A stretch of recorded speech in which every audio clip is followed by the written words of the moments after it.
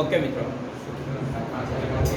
આજે આપણે 16મું પ્રકરણ રોજિંદા જીવનમાં રસાયણ વિજ્ઞાન એની વાત કરવાના છીએ. આ જે પ્રકરણ છે એને રિલેટેડ એક પ્રકરણ આપણે 11મા ધોરણમાં શીખી ગયા છીએ. 16મું પ્રકરણ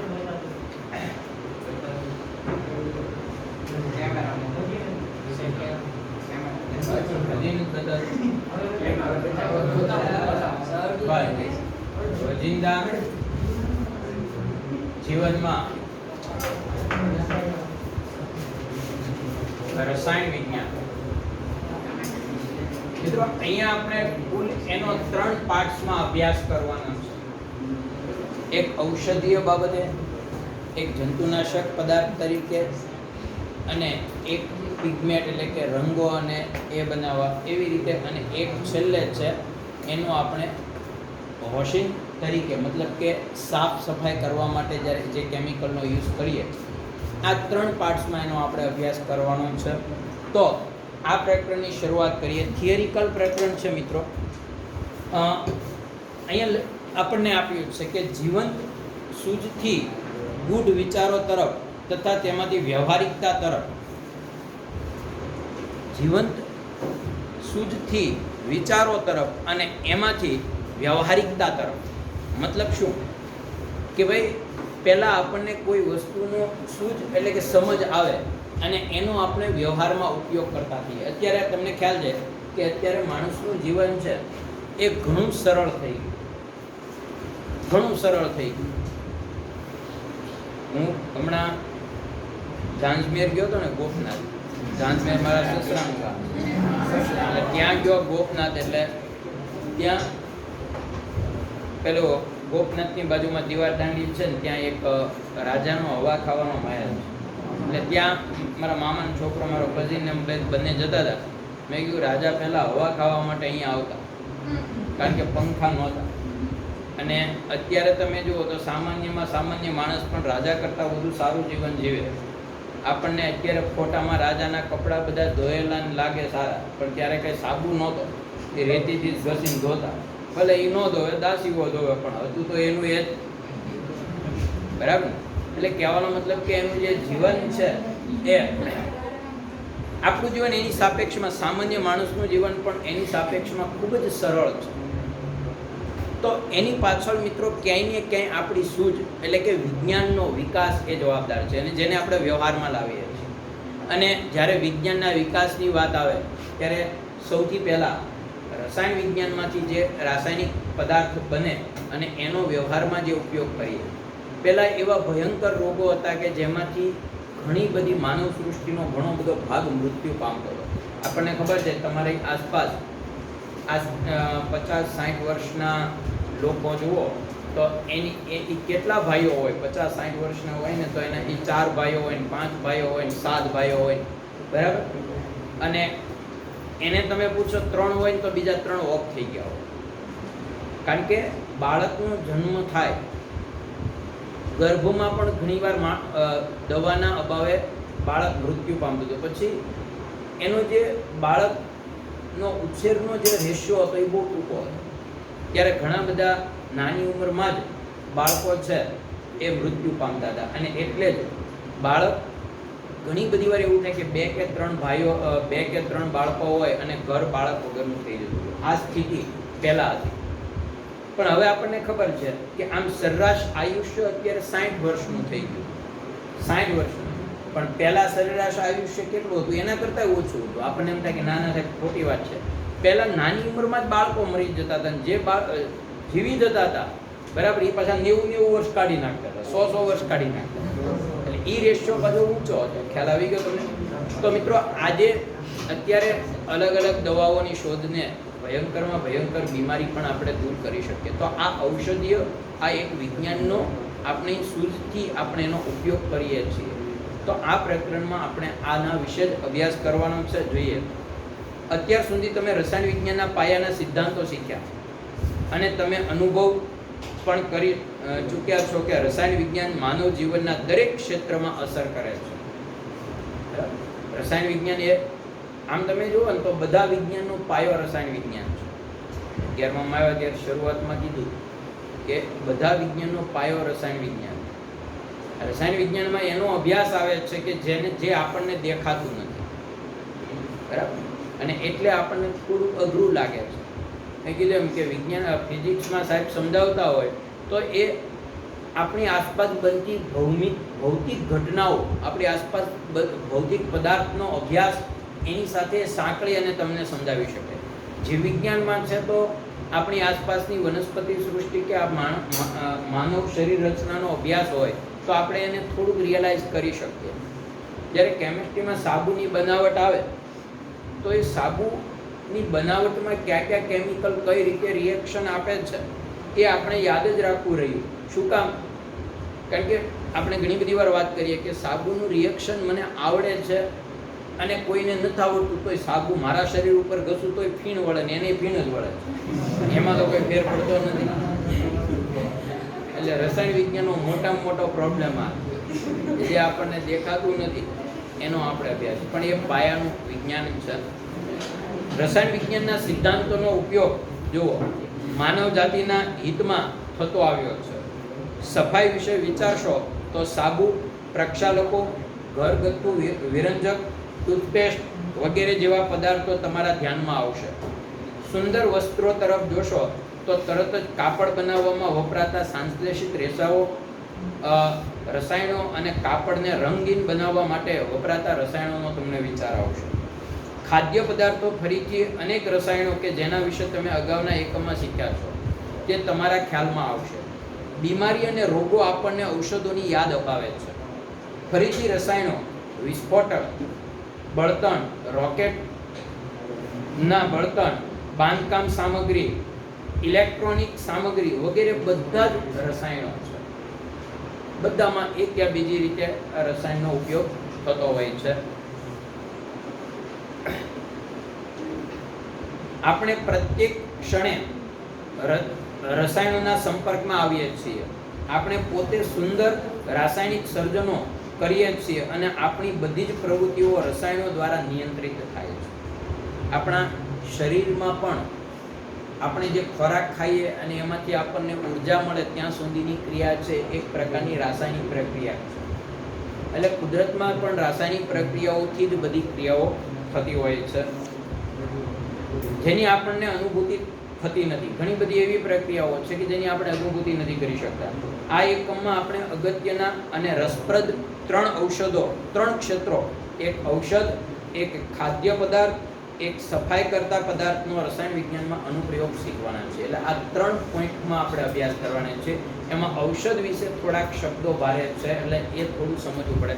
બાકી મિત્રો ખાદ્ય પદાર્થ કે પ્રક્ષાલકો એ આપણા સમજની બહાર નથી, કારણ કે એમાં મોટે ભાગે એટલું બધું ડીપમાં આપેલું નથી. હવે પહેલા આપણે વાત કરીએ ઔષધો.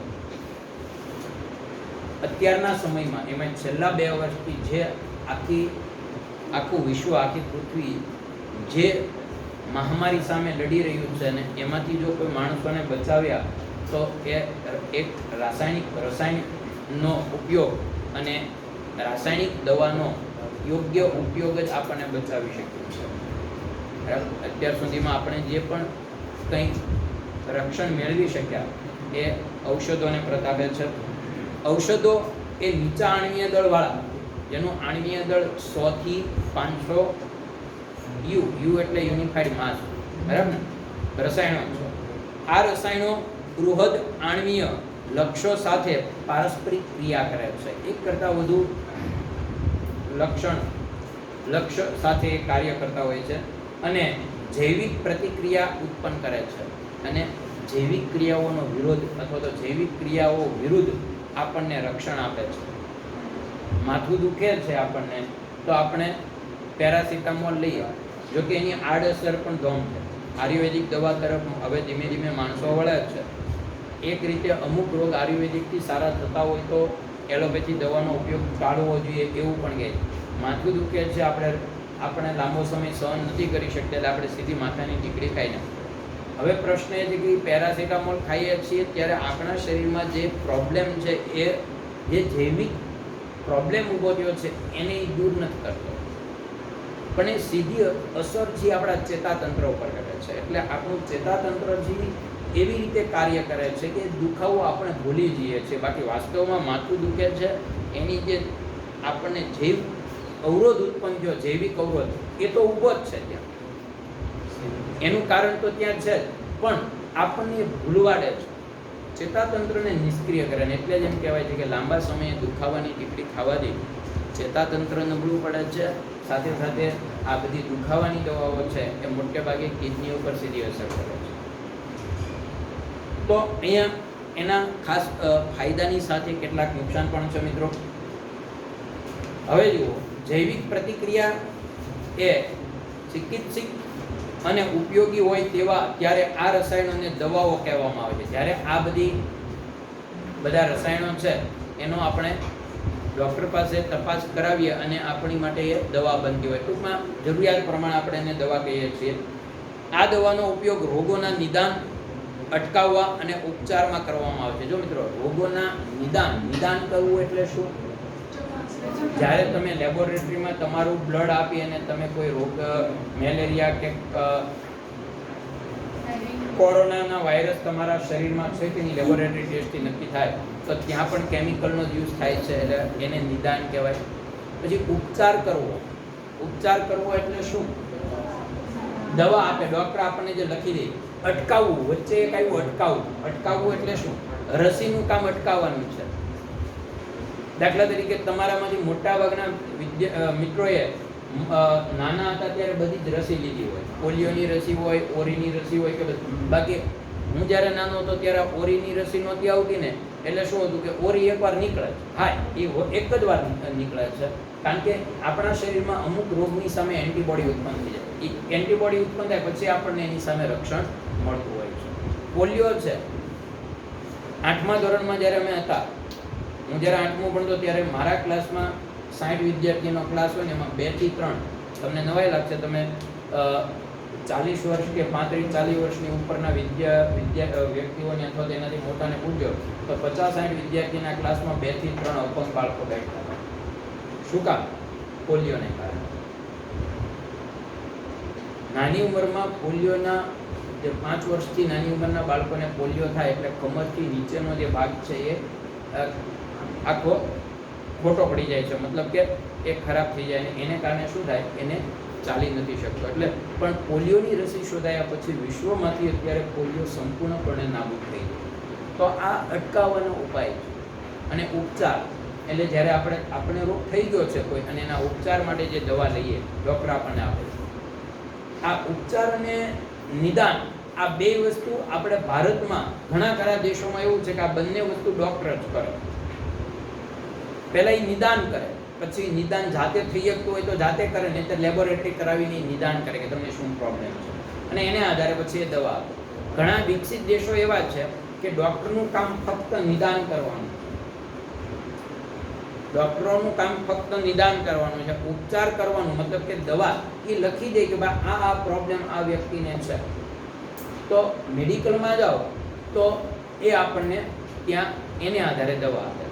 ઘણી જગ્યાએ આ રીતે સિસ્ટમ છે, પણ જો કે ત્યાં મેડિકલમાં પાછા 8 ધોરણ પાસવાળા ન બેઠા હોય, ત્યાં એ પણ સારું એજ્યુકેશન લઈને બેઠા હોય.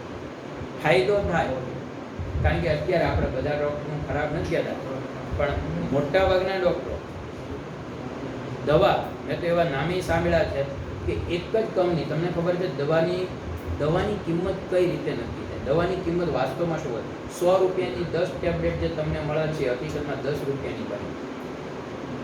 10 રૂપિયા, 15 રૂપિયા, 20 રૂપિયા આવા જ ભાવ. 90% પ્લસ 900% ઉમેરેલા હોય. પછી એના માર્કેટિંગમાં એ ખર્ચો કરે, ડૉક્ટરોને આપે છે. ડૉક્ટરોને મિનિમમ, અને કોઈને મેડિકલ હોય તો એને પૂછજો કે સરેરાશ તમને કેટલા ટકા મળે, તો એમ કહેશે કે એમઆરપી પ્રમાણે વેચીએ ને અમે તો બધી વસ્તુમાં સરેરાશ 40% મળે.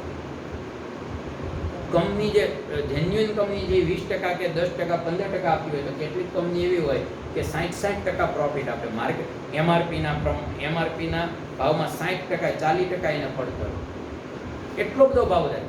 ડૉક્ટરો જે મોટી કંપનીઓ છે ત્યારે ડૉક્ટરને હાઈજેક કરે. કઈ રીતે? તો કે ડૉક્ટરની પાસે એના એમઆરને મોકલે ને એમ કહે કે આ દવા છે, તમે અમારી એટલી દવા અમે બનાવીએ છીએ, તમે અમારી દવા લખો.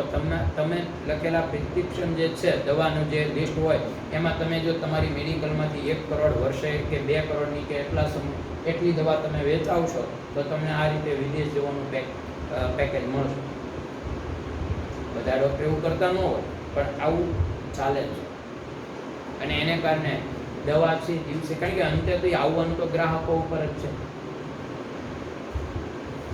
ભાવ વધારી દેવાના છે અને પહેલાં લખે એટલે આપણે લેવાના છે. અને ઘણીવાર તો આપણને ત્યાં સુધી પેલા ડૉક્ટરો છે અમુક કે ત્યાં સુધી આપણને બ્લેકમાં મેલ કરે છે કે આ દવા આપણે છે, આ દવા ન લો, બીજી લઉં તો બીજી આપણે એના મેડિકલે ન કહેવાય, બીજા મેડિકલે કે ત્યાં ન મળે કે નહીં આ જ દવા લેવાની છે. બીજી ભાઈ એ જ કેમિકલવાળી, એ જ બધા વસ્તુ હોય એવી દવા હોય તોય ના પાડે. એટલે આ બધું તો છે જ. અને આપણે કેવું છે, કોરોનામાં સૌથી વધુમાં વધુ બ્લેકમેલ, સૌથી વધુમાં વધુ માણસો જો લૂંટાયા હોય તો ગુજરાતમાં લૂંટાયા સૌથી. કારણ કે અહીંયા 900 રૂપિયાનું રેડમેસિવ ઇન્જેક્શન છે એ 19 ને 20,000 સુધી 25,000 સુધી વેચાય, જે 900 રૂપિયાનું પહેલાં. બરાબર. અને ડૉક્ટરો એવી ફરજ પાડતા કે છે તમારી પાસે, નહીંતર હું મંગાવી દઉં, એટલા થશે અને આને આપવું જ પડશે. એવી રીતે બહુ અહીંયા કાળા બજાર થયા છે. એક દવાખાના અમુક છે એના કોરોનાના 1 દિવસનો ખર્ચ 40,000 રૂપિયા પર ડે. ભારતનું સૌથી મેડિકલ બાબતે સૌથી બેસ્ટ સિટી કે વ્યક્તિ દીઠ બેડની સંખ્યા જ્યાં વધુ છે, પૂના. વ્યક્તિ દીઠ સૌથી સારામાં સારું. પણ ત્યાં મારા પટેલની ત્યારે મારા જીજાજી એને કોરોના થયો તો 10 દિવસ રાખ્યા, એને 59,000 રૂપિયા ખાલી બિલ આવ્યું. ગુજરાતમાં હોત તો મિનિમમ 7-8 લાખ આવે. એની સારામાં સારી હોસ્પિટલ. કારણ કે ત્યાં બ્લેક આવી રીતે કાળા બજારની વૃદ્ધિ. એટલે દવાનો જે ઉપચાર જે રીત છે એ ઘણે અંશે આપણે અહીંયા એક પ્રકારનો લૂંટવાનો ધંધો છે. જો ભલામણ કરેલી માત્રા કરતાં વધારે માત્રામાં લેવામાં આવે, દવાનું પ્રમાણ યોગ્ય લેવું જોઈએ. ભલામણ કરેલી માત્રા કરતાં વધારે લેવામાં આવે તો દવાઓ તરીકે ઉપયોગમાં લેવાતી મોટાભાગની ઔષધિઓ શક્તિશાળી ઝેર બની જાય છે. એટલે ટૂંકમાં તો એ નુકસાન કરતા છે. અમુક હદ કરતાં વધી જાય તો રસાયણોના જે ડૉક્ટર છે, એટલે કે એની ચિકિત્સીય ઉપયોગોને રસાયણ ચિકિત્સા કહેવામાં આવે છે. અને આપણે એને કેમોથેરાપી કહીએ છીએ ટૂંકમાં. બરાબર. મતલબ કે રસાયણથી ઉપચાર કરવો. ઔષધોનું વર્ગીકરણ. મિત્રો, દવાનું વર્ગીકરણ મુખ્ય અહીંયા 4 પ્રકારે પાડવામાં આવ્યું છે. પહેલું છે ઔષધીય અસરના આધારે. ઔષધીય અસરના આધારે એટલે એ દવા છે કયા પ્રકારની અસર કરે એના આધારે વર્ગીકરણ. બીજું, ઔષધની ક્રિયાના આધારે, કે કઈ રીતે કામ કરે છે એને આધારે. ત્રીજું, રાસાયણિક બંધારણને આધારે, એટલે એમાં કયા પ્રકારનું બંધારણ છે એને આધારે વર્ગીકરણ. અને ચોથું વર્ગીકરણ છે આણ્વીય લક્ષને આધારે વર્ગીકરણ. આ બધા વચ્ચેનો તફાવત બહુ પાતળો છે, એટલે યાદ રાખવું થોડું અઘરું પડે. પહેલો પ્રશ્ન છે ઔષધીય રસાયણના આધારે. એટલે શું? ઔષધીય અસરને આધારે, એટલે ઔષધ છે કયા પ્રકારની અસર કરે છે એને આધારે વર્ગીકરણ. જો આ વર્ગીકરણ ઔષધોની ઔષધીય અસરને આધારે છે. આ વર્ગીકરણ ડૉક્ટરને ખૂબ જ ઉપયોગી હોય છે. કઈ દવા કોના માટે અસરકારક છે એ કોને ખબર હોય છે? ડૉક્ટરને ખબર હોય. એટલે આ વર્ગીકરણ ડૉક્ટરો માટે સૌથી સારું છે, કારણ કે તે તેમને કોઈ ચોક્કસ રોગના ઉપચાર માટે પ્રાપ્ત સમગ્ર ઔષધની શ્રેણી પૂરી પડે છે. એટલે કે ચોક્કસ દવાઓ છે એ આપી શકે. ડૉક્ટરો એક સરખું નિદાન. કોરોનામાં ડૉક્ટરો છે એ બધાની પાસે દવા લિમિટેડ જ હતી, કારણ કે કોરોનાની કોઈ સ્પેશિયલ દવા તો છે નહીં. પણ જે અમુક ડૉક્ટર છે એમાં કોરોનાને બહુ ઝડપથી સારવાર કરી શક્યા દર્દીઓને, અને એને સેવાનું કામે કર્યું છે. અને બહુ સરળતાથી ડૉક્ટરને દર્દીને માનસિક ટેન્શનમાં નાખ્યા વગર એને સારા કર્યા. એક તો એનો સ્વભાવ. બીજી અસર કરી કે એને ઝડપથી એના નિદાન વખતે એને ઝડપથી ઓળખી કે એનામાં કયા પ્રકારના સિમ્પટમ્સ હવે ઊભા થયા છે, કયા પ્રકારના. કારણ કે એની કોઈ સ્પેશિયલ દવા નહોતી. ઉધરસ આવે છે કોરોનામાં તમને વધુ પડતી તો ઉધરસની દવા આપે છે, અને બાકી તમને તાવ નહીં કન્ટિન્યુ તાવ રહેતો એટલે તાવની દવા કન્ટિન્યુ આપતા હોય છે. એટલે કયા પ્રકારના લક્ષણ છે એને ઓળખી અને સરળતાથી એને તરત જ એપ્લાય કરે તો એ ડૉક્ટર ઘણા બધા સક્સેસ એટલે કે દર્દીઓને સારા કરી શક્યા છે. એટલે અહીંયા એને નિદાન કર્યું, ચોક્કસ નિદાન કરવું એ સૌથી પહેલો પોઈન્ટ છે. પછી બીજો પોઈન્ટ છે કે એ નિદાનને આધારે એની પાસે દવાનો કેટલો સ્ત્રોત છે, એની પાસે દવાની કેટલી ઉપલબ્ધિ છે. કોઈ એક રોગ માટે, કોઈ એક અસર માટે ઘણી બધી દવાઓ, ઘણા બધા કેમિકલ્સ લાગુ પડતા હોય તો એમાં એને કોનો ઉપયોગ કર્યો, ધ્યાનમાં લીધો, એ પણ અગત્યનું છે.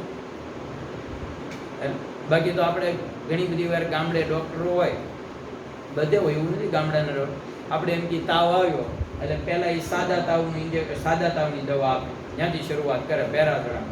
એ આપણે કે 2 દિવસ પછી બતાવી જાય, એટલે 2 દિવસ પછી કે સારું નથી, કંઈક ટાઈડ આવી જાય તો આપણે એમ કે ટાઈડ આવી જાય, પછી ટાઇફોઇડની દવા સારું થયું ન થયું, પછી ત્રીજી વાર મેલેરિયાની આપે, અને અઠવાડિયું આમ નામ ભૂખ્યાન તરસા મારી નાખે, પછી એમ કે તમારી કે રિપોર્ટ કરાવવો પડશે, તમારે બહાર સિટીમાં જવું પડશે ગામમાં. કેમ તો કે મને એવું લાગે છે કે તમને નહીં સારું થાય, એટલે એનો મતલબ કે એની ટીકડી ખાલી થઈ ગઈ. બધી ટ્રાય કરી, ઘણા ડૉક્ટર તો એવા છે કે ભૂખ્યા મારી નાખે, અને એમાં એ ડૉક્ટર પાસે જઈને જો સારા ડૉક્ટર પાસે જાઓ ને એમડી લેવાના, તાવ આવશે ને ત્યારે મોટા ભાગે તમને કંઈક ખાવાની ના જ નહીં પાડે. તાવ એ શરીરમાં થતો એક સામાન્ય ફેરફાર છે, કોરોનાનો તાવ નહીં, ઓલામાં જે આપણે રેગ્યુલર તાવ આવે ને એ શરીરમાં થતો એક સામાન્ય ફેરફાર છે. ભાઈ આવે શરીર આપણું સારું થઈ જાય એવું નથી, પણ એમ છતાં ઘણા ડૉક્ટર એવા છે, તમે સારા ડૉક્ટર પાસે સીધા જાઓ ને તો એ તમને સાદી દવા આપશે અને એ રીતે સારું કરશે. અને ઘણા ડૉક્ટરો એવા જ છે કે જે હકીકતમાં એટલું હોય નહીં એની પાસે ભણેલા, એટલે પ્રશ્ન એ છે કે ત્યાં તમે જાઓ તો પહેલું જ એમ કે શું કે ખબર કે સફરજન, ખીચડી અને એવું ચા પીવાની અને બિસ્કિટ ખાવાના, એટલે સફરજન લાવી ન આવે કે, એટલે ખીચડી ખાઈ ગઈ. તમારી જે હું હોસ્ટેલમાં રહેતો હતો, મને તાવ આવ્યો હતો, એક હોસ્ટેલમાં આવ્યો ને ચોમાસામાં ત્યાં આ પડી ગયો, અને એક ડૉક્ટર પાસે ગયો, નામ નહીં લઉં કારણ કે, તો એને મને અઠવાડિયું, નામ એટલા માટે ન લે ખોટી વાત, અઠવાડિયું મને એને એમ કીધું કે તમારે શું ખાવાનું, તો કે દાળ ભાત ને ખીચડી ને આંદે એવું ખાવાનું, રોટલી ને એવું નહીં ખાતા. એટલે હવે બોર્ડિંગમાં તો દાળ ભાત હોય સવારે, અને સાંજે કહીએ કે વધેલા ભાતમાં વઘારેલા ભાત બનાવી દે, ખીચડી તો કોઈ બનાવી ના દે. એટલે એમના ભાત ખાધા, અઠવાડિયું ખાધા કર્યું ને ત્યાં મને અણશક્તિ આવી ગઈ.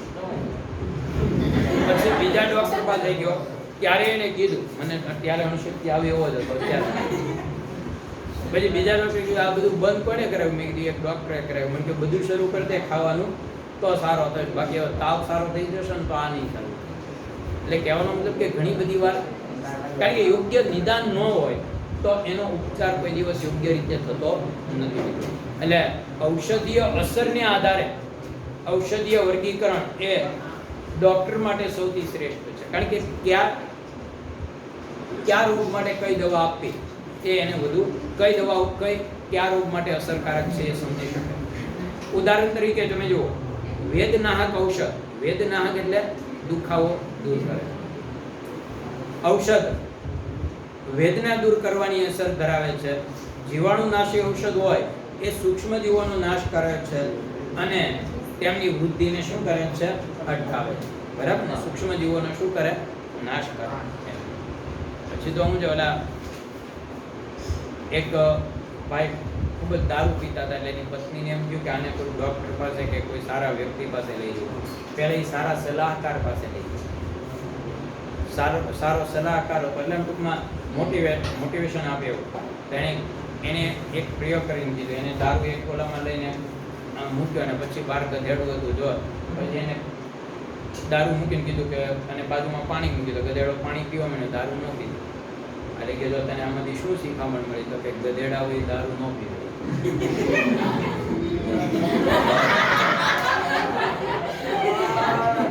આનામાં સુધારો નહીં આવે. પછી ગયા ડૉક્ટર પાસે, આને ડૉક્ટર પાસે લઈ ગયો. પછી એને શું કીધું? એને દારૂની બોટલ દારૂ લીધો એક ગ્લાસમાં ડૉક્ટરે, અને એને સમજાવવા માટે પછી એની અંદર નાની જીવાણુઓ જે હતા, કીટક કે જીવાણુઓ એવું અંદર નાખ્યું. એટલે થોડી વારમાં એ જીવાણુ મરી ગયા. તે ડૉક્ટર કીધું આના ઉપરથી તને શું શીખવા મળ્યું? તો કે દારૂ પીવાથી શરીરમાં બધા જીવાણુ નાશ થાય. ડૉક્ટર આવી ગયા કે આની કે નો આ પીવે છે આવે પોઝિટિવ. ઔષધની ક્રિયાના આધારે અમારે એક ભાઈબંધ એ રહે તો વાપી જ છે, એટલે ક્યારેક ચાખતો જ હશે કારણ કે જ્યાં દમણ નજીક પડે. એટલે એને અહીંયા કોરોના થયો, એટલે કોરોના થયો, મોવા દાખલ કરેલો, અને વાપીથી એના ભાઈબંધનો એટલે જ્યાં રહે છે એનો ફોન આવ્યો, બરાબર. એ ફોન એના ભાઈ ઉપર આવ્યો. પછી એના ભાઈએ પાછો મને ફોન કરીને કીધું, એના ભાઈ ઉપર ફોન આવ્યો કે એક કામ કરી કે અમારે વાપીમાં ઘણાને કોરોના થયો ને, એ કે દારૂ પાઈ દો ને 2-3 વાર સાંજે, ડૉક્ટર ન હોય ત્યારે પાઈ દેવાનો સાંજે એટલે સુઈ જાય. એટલે એ કે દારૂ સારું. તો કે એ કે મેં કીધું પણ એને એવું કીધું કેમ? તો કે એટલે આપણે એ કે સેનિટાઈઝ કરીએ તો શું છે? આલ્કોહોલ છે કે, તો આલ્કોહોલથી જો જીવાણુ હાથના મરી જતા હોય કોરોનાના, તો પેટના તો મરી જ જાય ને. એટલે મેં કીધું તારે ટ્રાય કરવી એ તો કર. એ મોવા હતો એટલે મારે ત્યાં પછી એવા ભાઈ બંધો ઘણા છે. મેં કીધું તારે ટ્રાય કરવી જ કરી, વ્યવસ્થા હું કરી દઉં. હું કાંઈ ન કરું, પી કે ન પીવાય, પણ ટ્રાય કરાય નહીં. પણ એ લોકો ટૂંકમાં આવો રસ્તો ગોતી લે. એટલે ઔષધની ક્રિયાને પછી પીધો નહોતો, કારણ કે એમાં શું છે કે ડૉક્ટરને ખબર પડી જાય તો બધા કાઢી મૂકે ને. ઔષધની ક્રિયાને આધારે કઈ પ્રકારની ક્રિયા કરે છે જુઓ. આ કોઈ ચોક્કસ જૈવ રાસાયણિક પ્રક્રમ પર ઔષધની ક્રિયા પર આધારિત હોય છે. એટલે જો ભાઈ આ બેમાં પ્રશ્ન થાય, ઔષધીય અસર અને ઔષધની ક્રિયા. અસર એટલે કયા રોગ માટે અસર કરે છે, અને ક્રિયા એટલે કઈ રીતે એ અસર કરે છે, એને આધારે વર્ગીકરણ છે. ઉદાહરણ તરીકે હિસ્ટેમાઇન સંયોજનો જે શરીરમાં સોજો ઉત્પન્ન કરે છે તેની અસરને બધી પ્રતિહિસ્ટેમાઇન ઔષધો નિરોધિત કરે છે, એટલે કે સોજાને શું કરે છે? ઘટાડવાનું કામ કરે છે. હિસ્ટેમાઇન સંયોજનોની ક્રિયાને ઘણી જુદી જુદી રીતે રોકી શકાય છે, પણ પ્રશ્ન એ છે કે હિસ્ટેમાઇન છે એ ઘણી બધી રીતે થતો હોય. સોજા આવવાનું શરીરમાં કારણ ઘણા બધા છે, અને એને રોકવા માટેના કારણો ઘણા બધા છે, બરાબર. એટલે એની ક્રિયા ઉપર આધાર રાખે છે. ત્રીજું છે રાસાયણિક બંધારણના આધારે. ઔષધનું વર્ગીકરણ રાસાયણિક બંધારણને આધારે. મિત્રો, રાસાયણિક બંધારણને આધારે વર્ગીકરણ હોય કોને ઉપયોગી હોય? ડૉક્ટરને ન હોય, કારણ કે ડૉક્ટરને અસર શું કરે એની હારે લેવા દેવા હોય. દવા કયા પ્રકારનું રાસાયણિક બંધારણ ધરાવે એની હારે લેવા દેવાનો હોય. એ કોને જરૂર હોય? ફાર્માસ્યુટિકલ કંપનીને જરૂર. કોણ બોલ્યો કે ભણાવો?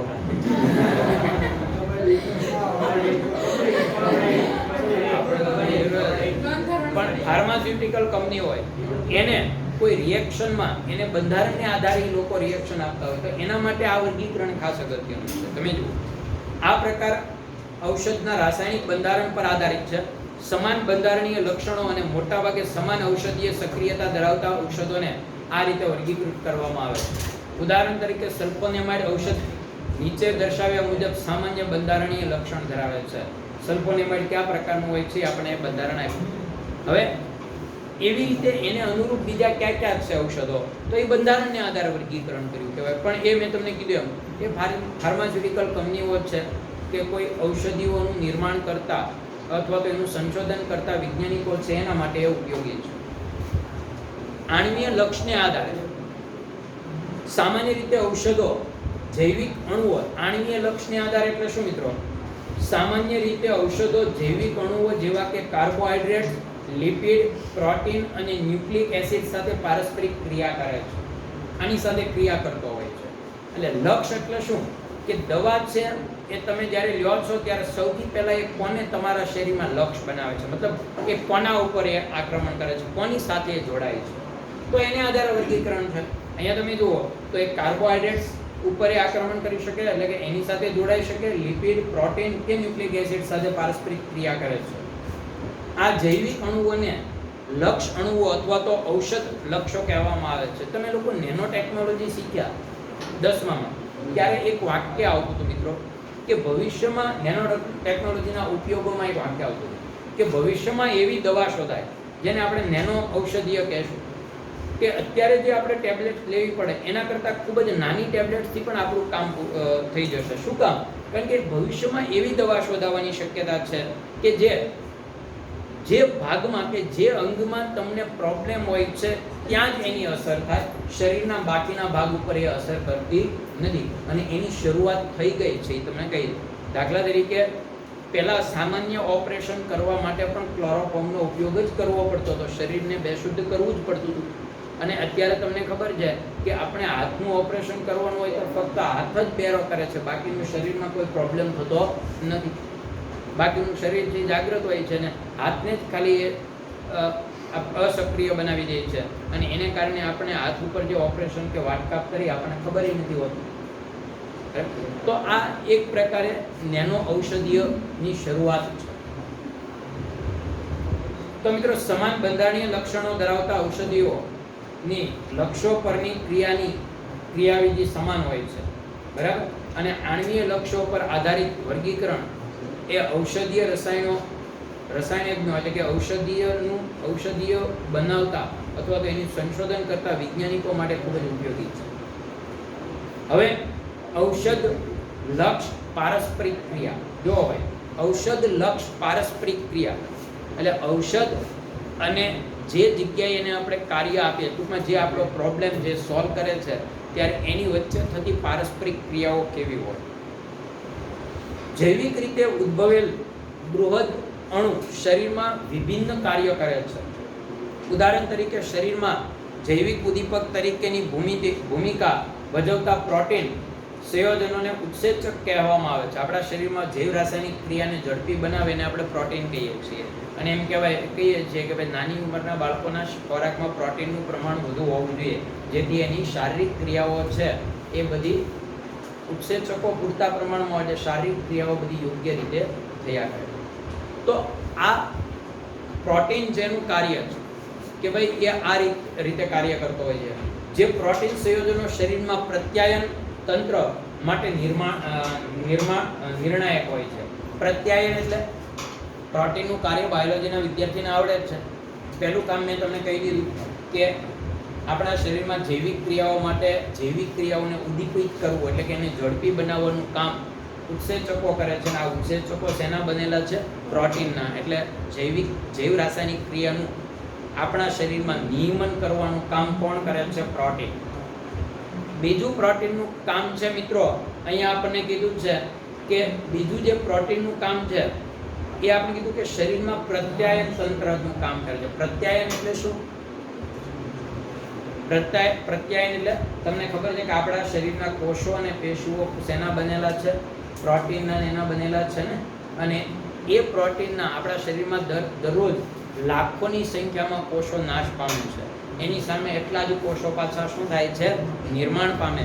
તો આ પ્રોટીનને કારણે છે મિત્રો. એટલે પ્રત્યાયન એટલે કે નાશ પામેલા કોષની જગ્યાએ નવા કોષોનું નિર્માણ થવું એ પણ પ્રોટીનને કારણે છે.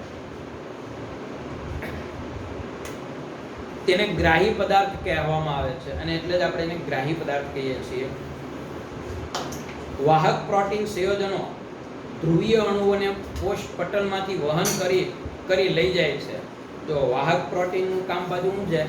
શરીરમાં રહેલા ધ્રુવીય અણુઓ જે બિનજરૂરી હોય એને કોષ પટલમાંથી બહાર કાઢે અને જરૂરી હોય એને અંદર લઈ. એટલે કે પ્રત્યાયનનું કાર્ય પણ એ વહનનું કાર્ય પણ કરે છે.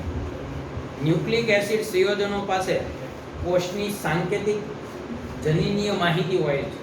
લિપિડ અને કાર્બોહાઈડ્રેટ્સ સંયોજનો કોષ ત્વચાના બંધારણીય ભાગો છે. આપણે ઔષધ લક્ષ પારસ્પરિક ક્રિયા ઉત્સેચકો અને ગ્રાહી પદાર્થના ઉદાહરણ દ્વારા સમજીએ. ગ્રાહી પદાર્થ છે એ પણ કોણ છે? પ્રોટીન. મિત્રો, ગ્રાહી પદાર્થ એટલે શું? તો કે શરીરમાં થતી જુદી જુદી ક્રિયાઓ, તો શરીરમાં થતું અલગ અલગ જે આક્રમણ છે એને એ પહેલા સ્ટેબલ આની ઉપર થશે, એટલે એની ઉપર ગ્રહણ થાય, એની ઉપર એ જગ્યા રોકે, એની ઉપર સ્થળાંતર થાય અને ત્યાંથી પછી એ શરીરને જુદી જુદી આડઅસર ઉત્પન્ન કરતા હોય. તમને ખ્યાલ છે કે ઘણી બધી વાર આપણે અમુક જે દવા છે, ખાસ કરીને મોટી ઉંમરના લોકો જ્યારે દુખાવાની દવા લેતા હોય તો દુખાવાની દવાની સાથે મોટે ભાગે તમે જોજો એસિડિટીની દવા આપે કારણ કે દુખાવાની દવા છે શરીરમાં થતી ઘણી બધી ક્રિયાઓને છે અટકાવી દે અને એને કારણે શરીરમાં પાચન સંબંધી પ્રોબ્લેમ ઊભા થાય, પાચન ના થાય અને એટલે એ લોકો આપણને એસિડિટીની દવા આપતા હોય છે. તો આ બધા જે એની લક્ષ સ્થિતિ છે, આપણે અત્યારે જે દવા છે ને એ ફાયદો તો કરે છે પણ સાથે સાથે એની આડઅસર પણ ઉત્પન્ન થાય છે. ઔષધ લક્ષ તરીકે ઉત્સેચકો એટલે ઔષધીય લક્ષ તરીકે ઉત્સેચકો શું કામ કરે છે? જો ઉત્સેચકોની ઉદ્દીપકીય ક્રિયા, ઔષધ અને ઉત્સેચક વચ્ચેની પારસ્પરિક ક્રિયાને સમજવા માટે તે જાણવું અગત્યનું છે કે ઉત્સેચકો પ્રક્રિયાને કેવી રીતે ઉદ્દીપિત કરે છે. બહુ સરસ વાત કરી કે કોઈ પણ જૈવ રાસાયણિક પ્રક્રિયાને ઉત્સેચકો દ્વારા આપણે ઝડપી બનાવી શકીએ. એ કઈ રીતે કોઈ પણ પ્રક્રિયાને ઉદ્દીપિત કરે એટલે એનો વેગ શું કરે?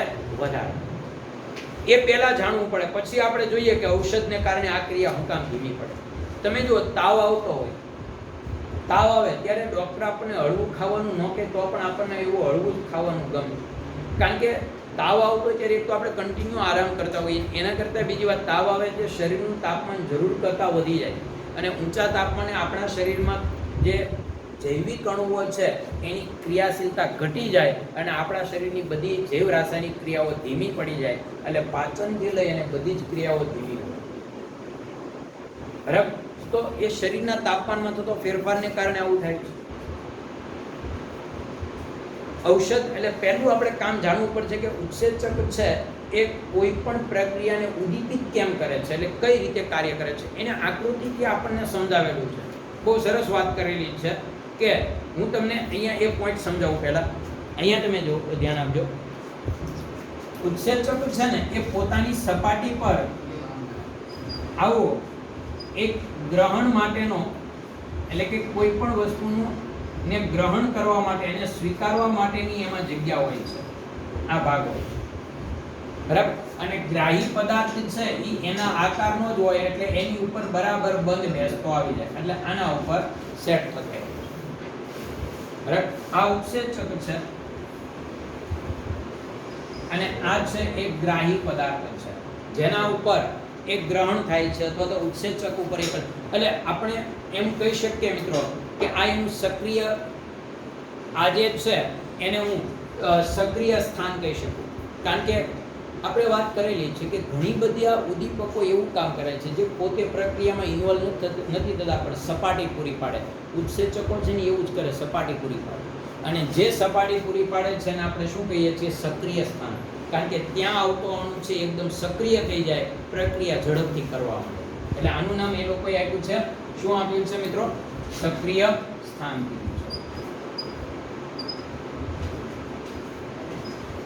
અને આ જે ગ્રાહી પદાર્થ જેનું આપણે ગ્રહણ કરવાનું છે પ્રક્રિયાર્થી છે. પ્રક્રિયાર્થી એટલે જેને પ્રક્રિયા કરવી છે એ આના ઉપર બંધ બેસતો થઈ જશે. અને એટલે જ આપણે વારંવાર બોલતા આવીએ, ખબર કે કોઈ એક ઉત્સેચક અમુક જ પ્રક્રિયાનું ઉદ્દીપન કરે છે, એક ઉત્સેચક બીજી પ્રક્રિયાનું ઉદ્દીપન ન કરતો હોય. એટલે કે આપણે કીધેલું જ છે કે ભાઈ કોઈ પણ રાસાયણિક પ્રક્રિયા માટે ચોક્કસ ઉદ્દીપકનો ઉપયોગ થાય, ચોક્કસ ઉત્સેચકોનો ઉપયોગ થાય છે. બોલીએ ને આપણે કે ભાઈ દૂધમાંથી દહીં બનાવવાની ક્રિયા કોણ કરે? તો કે લેક્ટેઝ નામના ઉત્સેચકો જ કરે. પછી યુરિયાનું વિઘટન કરવાની ક્રિયા કોણ કરે છે? યુરેઝ નામના ઉત્સેચકો જ કરે. કેમ? આમાં ચોક્કસ પ્રક્રિયા માટે ચોક્કસ ઉત્સેચકની જરૂર પડે. કારણ કે મિત્રો ઉત્સેચકોનું સક્રિય સ્થાન અને પ્રક્રિયાર્થી છે એ ઉત્સેચકોના સક્રિય સ્થાનમાં બંધ બેસતો હોવો જોઈએ, તો જ એ કાર્ય કરે. જો એમાં બંધ બેસતો ન હોય તો સમજવાનું કે ઉત્સેચક એ આ પ્રક્રિયાને ઝડપી બનાવી શકે નહીં. એટલે ઉત્સેચકને આ સપાટી ઉપર આવેલું જે સક્રિય સ્થાન છે એના ઉપર આ પ્રક્રિયાથી બંધ બેસતો હોવો જોઈએ. અને એ બંધ બેસતો થશે તો એ પ્રક્રિયાને એ ઉદ્દીપિત કરશે, એટલે કે એનો વેગ શું કરશે? એ વધારશે. હવે તમે જુઓ, બીજું છે ઔષધ ક્યાં ક્યાં નુકસાન કરે. ઔષધ છે આ આપણી જૈવ રાસાયણિક ક્રિયા છે. અહીંયા ધ્યાન આપજો, આ પ્રક્રિયાથી છે. પ્રક્રિયાથી એટલે આપણા શરીરમાં જે પ્રક્રિયા કરવાનો છે. દાખલા તરીકે હું સાદું ઉદાહરણ આપું કે ભાઈ ગ્લુકોઝ છે એનું વિઘટન થઈ અને એમાંથી શક્તિ છૂટી પાડવી છે. તો ગ્લુકોઝની માંથી શક્તિ છૂટી પાડવા માટે જે ઉત્સેચક વપરાય છે એ છે તો આ પ્રક્રિયાથી એટલે ગ્લુકોઝ છે આની સપાટી ઉપર આવશે, ત્યાં સ્થિર થશે અને ત્યાંથી એ શું થશે તો કે પ્રક્રિયા કરે. જેવો પ્રક્રિયા કરે એનું કામ પૂરું થાય એટલે સપાટી છોડી દે એટલે નવો અણુ પાછો ત્યાં દાખલ થાય. એમ વારંવાર ક્રિયા થયા કરે છે.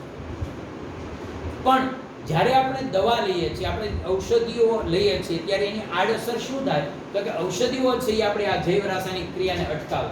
કઈ રીતે અટકાવે તો એ સમજો કે જે જગ્યાએ પ્રક્રિયાથી ગ્રહણ થવાનો હતો, જે સક્રિય સ્થાન ઉપર પ્રક્રિયાથી આવવાનો હતો, એ સક્રિય સ્થાન ઉપર પ્રક્રિયાથી આવવાની બદલે ત્યાં ઔષધ આવી જાય. એ સ્થાન ઔષધ છે ઢાંકી દે અને એને કારણે ઉત્સેચક જે નિષ્ક્રિય બની જાય, કારણ કે હવે એ પ્રક્રિયાથી પોતાની સપાટી ઉપર આકર્ષી શકતો નથી અને એને કારણે એ પ્રક્રિયા છે એ કેવી થઈ જવાની છે, ધીમી પડી જવાની. કારણ કે હવે પ્રક્રિયાથી ઉત્સેચકની ગેરહાજરીમાં થવું પડે અને કોઈ પણ પ્રક્રિયા ઉત્સેચકની ગેરહાજરીમાં હંમેશા કેવી હોય, ધીમી હોય. અને એટલે જ મિત્રો જ્યારે આપણે દવા લઈએ છીએ, ખાસ કરીને દુખાવાની કે એવી બધી જે દવા લઈએ છીએ વેદના, ત્યારે મોટે ભાગે તમે જોજો શરીરમાં પાચન સંબંધી પ્રોબ્લેમ થતા હોય છે. ઘણાના શરીર, ઘણી બધી વાર આપણે સાંભળ્યું હોય કે લાંબા સમયથી કોઈ બીમાર હોય અને એનું શરીર છે એ ખોરાક પણ ઓછો લે પણ એમ છતાં એનું શરીર છે ફૂલી ગયું, કારણ કે એના શરીરમાં થતી બધી જે જૈવ રાસાયણિક પ્રક્રિયાઓ છે એ અસ્તવ્યસ્ત થઈ ગઈ, એક નેચરલી જે થવું જોઈએ થતી નથી. અને એને કારણે શું થવાનું છે, ધીમે ધીમે એના શરીરમાં જે ક્રિયાઓ પાચનથી માંડી અને એ નહીં થઈ શકે અને એને કારણે શરીર શું થાય છે, એટલે એમાં દાંત કાઢે, એમાં તું લગાવતો મારું શરીર એટલે જ વધ્યું સાહેબે કહેતા હતા. એટલે હવે કે મને કોઈ તને તો ખાલી પીન મારે તો પિચકારી થાય.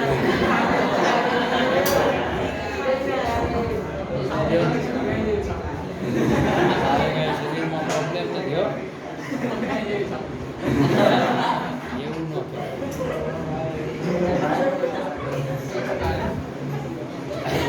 તો મિત્રો આ ખબર પડી ગઈ તમને. જો બસ આ એક ક્રિયા સમજો, બહુ સરસ ભાઈ, અહીંયા ધ્યાન આપો. ઉત્સેચકો ના ની સપાટી ઉપર સક્રિય સ્થાન હોય છે. આ સક્રિય સ્થાન ઉપર જે પ્રક્રિયાથી આ સક્રિય સ્થાન ઉપર જે પ્રક્રિયાથી બંધ બેસતો થાય એ પ્રક્રિયાથીની પ્રક્રિયા છે આ ઉત્સેચક કેવો કરે છે, ઝડપી બનાવે છે. બરાબર, બાકી નો બનાવે. એટલે આપણે પ્રશ્ન બહુ સમયથી આપણે શીખતા આવીએ કે ભાઈ એક ઉદ્દીપક એક પ્રક્રિયાનું ઉદ્દીપન કરે તો બીજી પ્રક્રિયામાં એ કામ ન આવે. એનું કારણ આ છે મિત્રો, બંધ બેસતું ન થાય તો એ કાર્ય કરી શકે નહીં.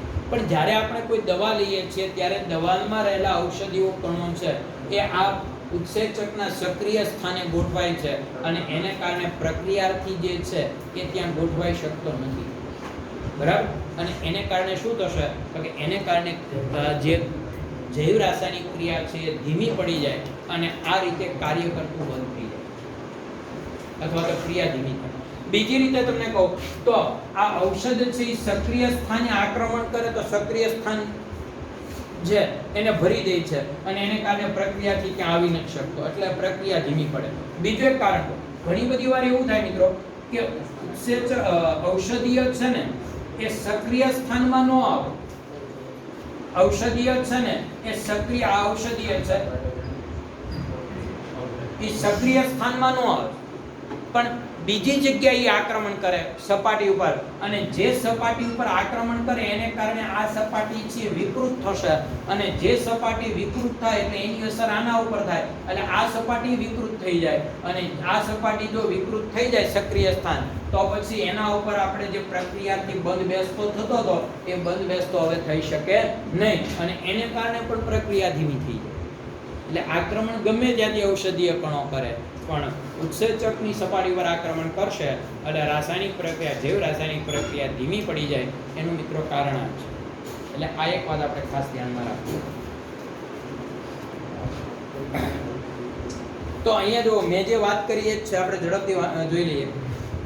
ઔષધ ઉત્સેચક પારસ્પરિક ક્રિયા, ઔષધ અને ઉત્સેચક વચ્ચે જે ક્રિયા થાય એને કારણે પ્રક્રિયા ધીમી પડી જાય. તમે જુઓ, ઔષધો ઉત્સેચકોની ઉપર દર્શાવેલી પ્રવૃત્તિઓમાંની કોઈ પણ પ્રવૃત્તિઓને નિરોધે છે, એટલે કે પ્રક્રિયાને અવરોધે.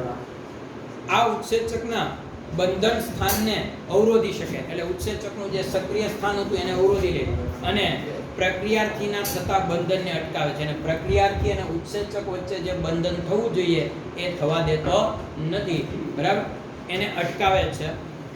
અને અથવા ઉત્સેચકની ઉદ્દીપકીય સક્રિયતાને નિરોધે, અથવા તો એમ કહી શકાય કે ઉત્સેચક જે સ્થાને સક્રિય સ્થાન હતું જ્યાં પ્રક્રિયાર્થીની લાવતો હતો એ સ્થાન જ ભરાઈ જાય એટલે ઉત્સેચકની સક્રિયતા શું કરી નાખે, એ ઘટાડી દે. કારણ કે હવે ઉત્સેચક જે પ્રક્રિયાર્થીને બીજા કોઈ સ્થાને લાવી શકતો નથી. અને આવી રીતે જ્યારે પ્રક્રિયા થાય એને મિત્રો આપણે આવા ઔષધોને ઉત્સેચક નિરોધકો કહે છે. એને શું કહેવાય? ઉત્સેચક નિરોધકો. એટલે ઉત્સેચકની ક્રિયાને અવરોધે, ઉત્સેચકની ક્રિયાને અવરોધે છે. ઔષધો ઉત્સેચકોના સક્રિય સ્થાનોએ એ પ્રક્રિયાર્થીને જોડતા જુદી જુદી રીતે નિરોધી શકે. બે રીતે નિરોધી શકે. એક મેં તમને કીધું આ રીતે અને એક આવી રીતે. ભલે સક્રિય સ્થાને ન આવે પણ એવી જગ્યાએથી આક્રમણ કરે કે સક્રિય સ્થાનનો આકાર બદલાવી નાખે અને એને કારણે એના ઉપર પ્રક્રિયાર્થી પછી વ્યવસ્થિત બંધ બેસતો થતો નથી. અને બંધ બેસતો ન થાય તો પ્રક્રિયાર્થી છે ઉત્સેચકના સંપર્કમાં આવતો.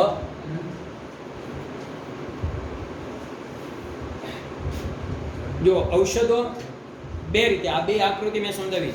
ઔષધો ઉત્સેચકના સક્રિય સ્થાને જોડાનાર કુદરતી પ્રક્રિયાર્થી સાથે સ્પર્ધા કરે. એટલે આ જે ઉત્સેચક આપણે ઔષધ છે એ આ પ્રક્રિયાર્થી સાથે સ્પર્ધા કરી અને પ્રક્રિયાર્થી અહીંયા ગોઠવાય પહેલા એ ગોઠવાય છે. આપણે એવું નથી કરતા દોડતા દોડતા જમવા જતા હોય ને આપણને એક ટેબલ અહીંયા જે ગમતું હોય એ ટેબલ ઉપર બેઠવા 2-3 જણા કાયમ હરીફાઈ કરતા હોય, બરાબર? એટલે બધાની પહેલા આપણી ટેબલ ઉપર બેઠી જઈએ. એટલે આ એના જેવું છે. ઔષધ છે એ પ્રક્રિયાર્થી સાથે સ્પર્ધા કરી અને પોતે પ્રક્રિયાર્થીની પહેલા એ ઉત્સેચકના સક્રિય સ્થાને ઔષધીય પોતે ગોઠવાઈ જાય અને પ્રક્રિયાર્થીને ત્યાં આવતા રોકે છે.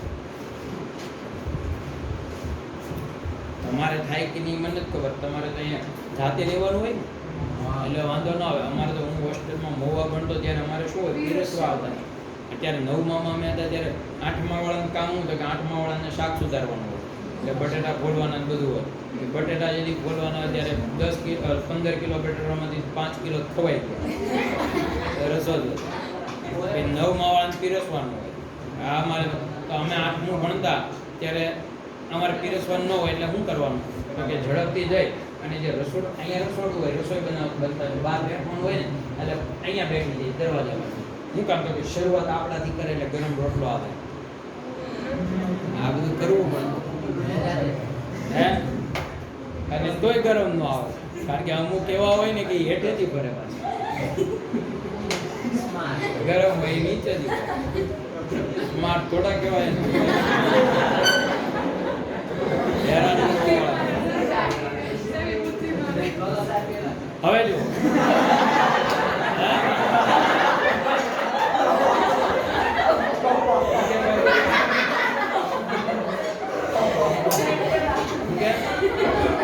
કાંઈક તો બોલો.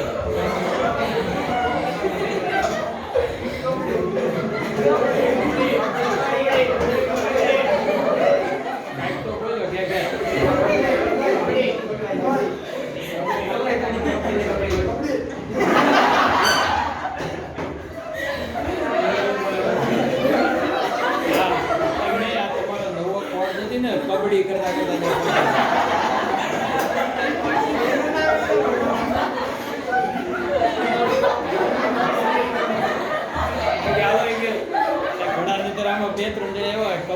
જમવાનો સમય ત્યારે જ કબડ્ડીની મેદાન બનાવો. કબડ્ડી રમી સામેના મેદાનમાં કબડ્ડી કરતા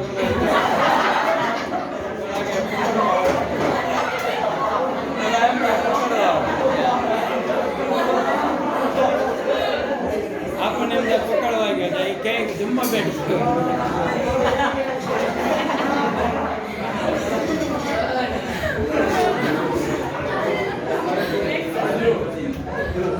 નહીં આવું તમારે અત્યારે કઈ કીર્તિ ન હોય.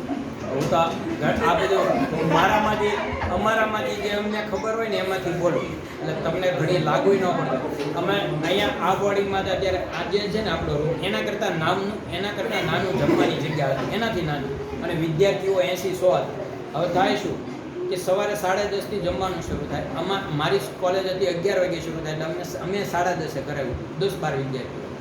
એટલે તો પણ 10:30 બધા જ ત્યાં ઊભા રહી જાય. અમે જમવા બેઠીએ ને 12 વાગે જવાનું હોય, એ 10:30 ઊભા રહી જાય. સાહેબે કીધું હોય એટલે, નહીંતર તો પછી અમારે શું કરવાનું? એની સામે હરીફાઈ કરવી, અને એમાં જો ભાઈ આર્ટ્સ વાળા એને હરીફાઈ કરવી એટલે આપણે ન આવે. અને પાછું પ્રોબ્લેમ એ થાય કે અમારે ત્યાં બેઠક ટેબલ ને એવું નહોતું, પાટલા હોય. એ પાટલા છે ને એને થપ્પો કર્યો, એ પાટલો લઈ અને આપણે બેઠવાનું. હવે જો અમારી સ્થિતિ એવી હતી, મારી તો ખાસ, હું પાટલો લઈને જાઉં ને તો જગ્યા ભરાઈ જાય. કે રૂમ એડો બધે આમ દિવાલ સાઈડ પાટલા મૂકવાના હોય, દિવાલે પાટલા મૂકવાના હોય. હવે પાટલો મારા હાથમાં આવે તો જગ્યા ભરાઈ જાય, અને જગ્યાઓ રોકવા જાવ તો પાટલા ખાલી થઈ જાય. એટલે પછી હું શું કરું, મેં આઈડિયા કરેલો હતો કે અમે જેની પાટલા ઘણી બધી વાર લખવા લઈ આવતા. એટલે હું જાણી જાય લખવું ન હોય તો એ પાટલો એક રૂમમાં રાખો. પહેલું કામ કરવાનું, જે ટોળું આવે ને એને હકીકતમાં કાંઈ ન હોય, ખાલી 10:30 જમવાનું જોઈએ ને, પછી ન વિચારે કે 8 જણા જમવા દઈએ પછી બાકીની જગ્યામાં આપણે જમીએ, એવું કાંઈ નહીં. એને તો હું જમી પછી હુવાનું જોઈએ, બીજું કાંઈ હોય નહીં. એ આવે પછી હું શું કરું, જ્યારે જમવાનું કહે ને બેલ પડે એટલે બીજું કાંઈ ન કરું, એક જગ્યા હોય ને આમ ઊભો રહી જાય, નહીં પાછળ એમના ઊભા રહી જાવ. પછી બધા બેઠી જાય ને પછી હું કહું આ જગ્યા મારી પાટલો લેજો, પાટલો લે. આ બધી વ્યવસ્થા કરવી પડે. એટલે આ પાટલામાંથી જ આવી વાત કહેવાય.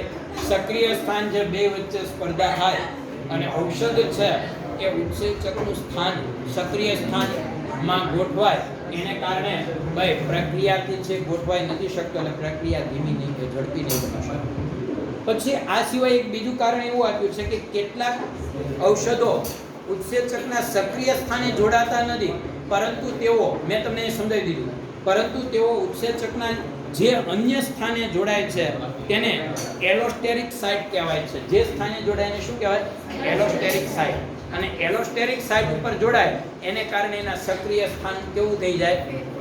જેનો આકાર બદલાઈ જાય છે. જુઓ તમે, એલોસ્ટેરિક સ્થાને સાથે જોડાણ થાય અને એને કારણે સક્રિય સ્થાનનો આકાર એવી રીતે બદલાય કે જેથી પ્રક્રિયક છે એ ત્યાં ગોઠવાઈ શકે નહીં અને પ્રક્રિયા થઈ શકે નહીં. સક્રિય સ્થાને ન ગોઠવાય તો પણ પ્રક્રિયા ધીમી થશે, તો પણ ઝડપી બની શકે નહીં. આવું આમાં બને છે. જો ઉત્સેચક અને નિરોધક વચ્ચેનો બનેલો બંધ પ્રબળ હોય, હવે પ્રશ્ન પાછો એ છે મિત્રો કે આ બંને વચ્ચેનો બંધ જો પ્રબળ હશે તો પ્રોબ્લેમ એ થશે કે આ ઉત્સેચક છે એ કાયમ માટે કાર્ય કરતો બંધ થઈ જશે, કારણ કે સક્રિય સ્થાન ખાલી થાય જ નહીં. એટલે આ બંધ નિર્બળ હોય તો ફરીવાર આ દૂર થઈ અને એ સ્થાન ખાલી થવાની શક્યતા રહે, બાકી સ્થાન ખાલી થવાની શક્યતા રહેશે નહીં. જો પ્રબળ સહસંયોજક બંધ અને સરળતાથી તૂટી ન શકે એવો હોય તો ઉત્સેચકો જે કાયમી અવરોધાયેલો રહે છે, મતલબ એ ઉત્સેચક પછી કોઈ કાર્ય કરી શકતો નથી. આવા સમયે શરીર ઉત્સેચક નિરોધક સંકીર્ણને વિઘટિત કરે છે અને નવા ઉત્સેચકોનું નિર્માણ કરે છે. અને આવા સમયે આપણું શરીર છે એ નવા ઉત્સેચકો બનાવે છે, કારણ કે જેથી આપણી શરીરમાં થતી પ્રક્રિયાઓ છે કેવી થઈ શકે, ફરીવાર એના જે સ્વરૂપમાં હોય, જે ઝડપે હોય એ રીતે થઈ શકે. તો મિત્રો આ એક ખાસ આપણે સમજવાનું છે. હવે ઔષધ લક્ષ તરીકે ગ્રાહી પદાર્થ. ઔષધ લક્ષ તરીકે ગ્રાહી પદાર્થ એટલે શું? તો એની વાત કરીએ કે ગ્રાહી પદાર્થો શરીરના પ્રત્યાયન પ્રક્રમ સાથેના નિર્ણાયક પ્રોટીન છે. ગ્રાહી પદાર્થ છે હકીકતમાં પ્રોટીનના બનેલા છે, બરાબર. પ્રત્યાયન પ્રક્રમ એટલે પ્રત્યાયન એટલે શું ભાઈ? જે નાશ થાય છે એનું ફરીવાર નિર્માણ થાય કોષોનું, એની સાથે જોડાયેલો શબ્દ છે ગ્રાહી. આ પૈકીના મોટા ભાગના ગ્રાહી પદાર્થો કોષ પટલમાં ખૂપેલા હોય છે. ગ્રાહી પદાર્થો છે ક્યાં હોય છે? કોષ પટલમાં ખૂપેલા હોય છે. ગ્રાહી પ્રોટીન કોષ પટલમાં એવી રીતે ખૂપેલું હોય છે જેથી તેનો સક્રિય સ્થાનવાળો ભાગ, નાનો ભાગ પટલની સપાટીની બહાર હોય અને કોષ પટલના વિસ્તારની બહારની બાજુ ખુલે છે. જો કે એને આખી રચના આપી છે કે ગ્રાહી પદાર્થ જે કઈ રીતે હોય, તો કે કોષરસ પટલમાં ખૂપેલો હોય છે, અને ખૂપેલો એવી રીતે હોય કે એનો સક્રિય સ્થાન ક્યાં હોય છે? બહાર હોય. એટલે કોષને જરૂરી જે દ્રવ્ય હોય એ આ ગ્રાહી પદાર્થ ઉપર આવે અને ગ્રાહી પદાર્થ એને કોષની અંદર દાખલ કરે. ગ્રાહી પદાર્થ છે એને કોષ રસ પટલમાંથી ક્યાં દાખલ કરે? કોષની અંદર દાખલ કરે છે. પ્રાણી કોષના શરીરમાં કેટલાક રસાયણો દ્વારા બે ચેતાકેશિકા અને સ્નાયુ વચ્ચે સંદેશાની આપ-લે થાય છે. પ્રાણીઓમાં ચેતાકોષ દ્વારા આપણે સ્નાયુઓમાં સંદેશાની આપ-લે થતી હોય છે. આ રસાયણોને રાસાયણિક સંદેશાવાહકો કહે છે. રાસાયણિક સંદેશાવાહકો કહેવાય. મિત્રો, તમને ખબર છે કે આપણા પ્રાણી માત્રનો, આપણે હમણાં કોઈક એવો શબ્દ વાપર્યો હતો કે એની ચામડી ભેંસ જેવી, એટલે એના માટે કીધું એમ નહીં, હું એમ નથી કહેતો, પણ એવો શબ્દ વપરાય. મિત્રો, તમને ખબર છે કે આપણા શરીરનો દરેક પાર્ટ એ એક પ્રકારની સંવેદના એટલે કે ચેતા કોષો ધરાવે છે. એક પ્રકારની સંવેદના અનુભવે છે અને એ સંવેદના જે અનુભવે છે શરીરમાં ક્યાં જાય છે? મગજ સુધી પહોંચે છે. એનો સંદેશો પહોંચે અને એનો યોગ્ય પ્રત્યુત્તર છે એ આપણા શરીરને કોણ આપે છે? મગજ આપે છે. દાખલા તરીકે આપણે એમ ચાલ્યા જતા હોય અથવા તો આપણે રસોડામાં ઊભા હોય ને કોઈ ગરમ તપેલી આપણે અડી લઈએ તો આપણે તરત જ આપણો હાથ પાછળ ખેંચી લઈએ છીએ. તો મિત્રો, આ એક ચેતાતંત્રનું કામ છે. જ્યારે આપણે ગરમ તપેલી અડીએ છીએ ત્યારે આ ભાગ છે એ સંદેશો એટલે કે આ ભાગ છે એ કોઈ બાહ્ય સંદેશો મેળવે છે અને એ જે બાહ્ય જે પ્રત્યુત્તર અનુભવે એ તરત જ ક્યાં જાય છે? મગજ સુધી એ સંદેશો જાય. મગજ એને તરત પ્રત્યુત્તર આપે છે કે ભાઈ ઊંચો થઈ જાય ને ત્યારે વધુ બળે. બરાબર? જો કે અમુક ત્વરિત ઝડપ એમ કહેવાય છે, તમે તો બાયોલોજીમાં બધાને ખબર હશે કે અમુક ત્વરિત ઝડપ છે, અમુક ત્વરિત નિર્ણયો છે એ મગજ નથી, નાનું મગજ લે છે નિર્ણયો. બરાબર? પણ અમુક એનાથી ત્વરિત ઝડપ છે એ આપણી કરોડરજ્જુ પણ લે છે. કારણ કે ત્યાં સુધી મગજ સુધી સંદેશો પહોંચતા વાર લાગે એટલે અમુક નિર્ણય છે આપણી કરોડરજ્જુ પણ નિર્ણય લેતી હોય અને પાછળથી એને જે નિર્ણય લીધો હોય એ પાછળથી નાના મગજને માહિતી આપે છે કે મેં એક આવી રીતે સંદેશો આપ્યો હતો. એટલે નાનું મગજ મોટા મગજને કહે કે ઉપરથી નીચેથી એક સંદેશો આવ્યો હતો અને ગયો. એટલે આ બધી ક્રિયા જોડાયેલી છે. અંતે તો છેલ્લે કોની પાસે સંગ્રહ થાય બધું? આપણે એમ કહીએ કે ગોખ્યન તો યાદ ન રહે. એનું કારણ શું છે ખબર? ગોખ્યન ત્યારે આપણું નાનું મગજ જ એક્ટિવ. નાનું મગજ જે અમુક હદથી બધું ભરાઈ જાય એટલે ખાલી થાય. મોટા મગજને જ્યારે સમજીએ ત્યારે એનું અર્થઘટન આપણા મોટા મગજમાં સંગ્રહ થાય અને લાંબા સમય સુધી આપણને યાદ રહે. બરાબર? એટલે કેમિસ્ટ્રી યાદ નથી રહેતું ઘણા. તો મિત્રો, અહીંયા સંદેશાવાહકો છે જેને ગ્રાહી પ્રોટીનના બંધન સ્થાનોએ સ્વીકારાય છે અને સંદેશાવાહકોને સ્થાન આપવા માટે ગ્રાહી સ્થાનમાં આકાર બદલાય છે અને એને કારણે ગ્રાહી સ્થાનનો આકાર બદલાય. જો એનો સંદેશો પહોંચે એટલે એનો આકારમાં ફેરફાર થાય છે જેથી કોષમાં સંદેશાનું વહન થાય છે. આમ રાસાયણિક સંદેશાવાહક કોષમાં પ્રવેશ્યા સિવાય કોષને સંદેશો પહોંચાડે છે. જુઓ, આવી રીતે કોષમાં પહોંચ્યા વગર પણ સંદેશો પહોંચાડવાનું કામ આ ગ્રાહી પદાર્થો કરે છે. ઘણી બધી વાર તમે એવું સાંભળ્યું હશે અથવા ઘણા મિત્રોને તમે એવા જોયા હશે કે સતત માનસિક ટેન્શનમાં માણસોનો સ્વભાવ બે પ્રકારનો હોય. ગમે એવી પરિસ્થિતિમાં હસતો હોય અથવા તો ગમે એવી પરિસ્થિતિમાં એ તરત જ એ પરિસ્થિતિને કંટ્રોલ કરી અને એની રૂટીન જીવન જીવતો હોય. એ માણસ તમારે જો એનો દરેક નિર્ણય સારો હોય અને એનું માઇન્ડ છે ને સ્ટ્રોંગ હોય. તો ઘણા આપણી આસપાસના લોકો એવા હોય કે નાની નાની વાતને એટલું બધું ટેન્શન આપતા હોય, એટલું બધું મહત્વ આપે કે માણસ કોઈ દિવસ એના સામાન્ય ટેન્શનમાંથી બહાર નીકળે. અને મિત્રો, લાંબા ગાળે કોણ એમાં આવે? કબડ્ડી એમાં આવે.